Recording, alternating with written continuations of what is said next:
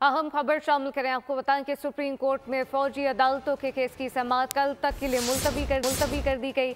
इंसदादे दहशतगर्दी अदालतों को क्यों नहीं मजबूत बनाया जाता, तफसीलात क्या है, समाअत का अहवाल जुल्करनैन इकबाल से जानते हैं। जी जुल्करनैन। देखिए, ख्वाजा हारिस जो वज़ारत दिफा के वकील हैं, उनके दलाइल आज भी जारी रहे और आज भी मुकम्मल नहीं हो सके। अब कल वो अपने दलाइल जारी रखेंगे। आज उन्होंने अपने दलाइल में अदालत को आगाह किया कि सुप्रीम कोर्ट के 5 फीसदी बेंच ने अपने फैसले में इमरजेंसी के निफाज का जो आर्टिकल है आइन का 233 उसको अमलन गैर मौसूल कर दिया है, क्योंकि अदालत ने यह कहा है कि बुनियादी हुकूक को की अमल दरामद को रोकना, जैसे सदर इमरजेंसी लगा के बुनियादी हुकूक को अमल दरामद रोकता है, उसका रोकना दरअसल बुनियादी हुकूक को मुअत्तल करना है जो आइन की मंशा के खिलाफ है।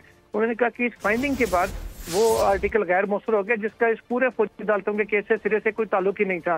तमाम जजेस की जानिब से आज फिर उनसे सख्त सवालात किए गए और कहा गया कि GHQ पर हमला हुआ, फैसल बेस कराची पे हमला हुआ और दीगर जो खासकर उन्होंने कहा सिटिंग आर्मी चीफ के तैयारी को साजिश करने का भी इल्जाम लगा।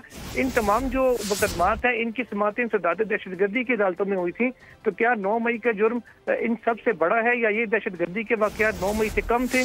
तो इनके मुल्जिमान 9 मई का ट्रायल फौजी अदालतों में हो रहा है और बाकियों के सिविल अदालतों में किए गए। और इस हवाले से एक डाटा भी अदालत को बनाकर दें कि दहशतगर्दी के वाकयात के जो मुल्जिमान हैं उनका कहाँ कहाँ ट्रायल हुआ और कितनी कितनी उनको सजाएं हुई।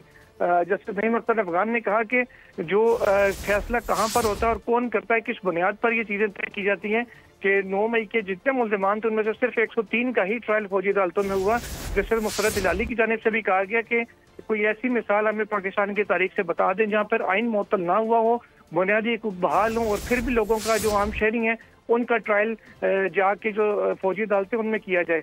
जस्टिस मोहम्मद अली मजहर ने इस्तफसार किया कि सुप्रीम कोर्ट ने जैसे अपने फैसले में ऑफिशियल सीक्रेट एक्ट की दफा 2D1 और 2D2 को कलअदम करार दिया है, तो कुलभूषण यादव का ट्रायल किस दफा के तहत हुआ था? इस पर उनको अदालत को बताया गया कि कुलभूषण यादव का ट्रायल भी 2D1 और 2D2 के तहत ही हुआ था। अब क्योंकि वो कलअदम हो गई तो हम किसी जासूस का भी ट्रायल नहीं कर सकते।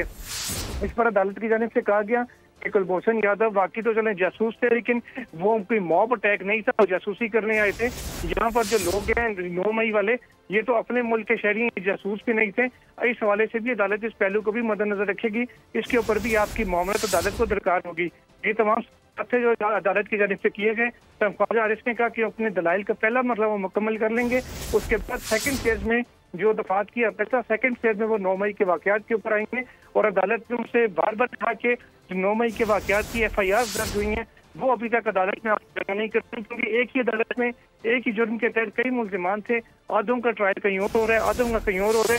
जैसे जस्टिस जो जमाल मुतखेल हैं उनके जानिब से ये भी कहा गया कि जिन मुल्जिमान को सिविल अदालतों ने यानी कि दहशतगर्दी की अदालतों ने बरी कर दिया, फौजी अदालतों ने उनको सजाएं दे दी, तो क्या फौजी अदालतों में कोई खास शवाहिद पेश किए गए थे जो यहाँ पर आम अदालतों में पेश नहीं किए जाते? और अगर इस मामले को टेकअप तो जो आम अदालतें हैं दहशतगर्दी की उनको मजबूत क्यों नहीं बनाया जाता? अच्छे प्रोसिक्यूटर्स, अच्छे तफ्तीशी अफसर क्यों नहीं लगाए जाते ताकि शवाहिद की बुनियाद पर अदालत में फैसले देने होते हैं? शवाहिद अच्छे होंगे तो अदालतें यकीनन सजाएं भी सुनाएंगी। अब कल तक समाअत को मुलतवी किया गया जिसमें ख्वाजा हारिस अपने दलाइल को जारी रखेंगे। जी जुल्करनैन इकबाल तफसीलन अदा कर रहे थे, आपका शुक्रिया। सब्सक्राइब करें और बेल दबाएं ताकि कोई खबर रह न जाए।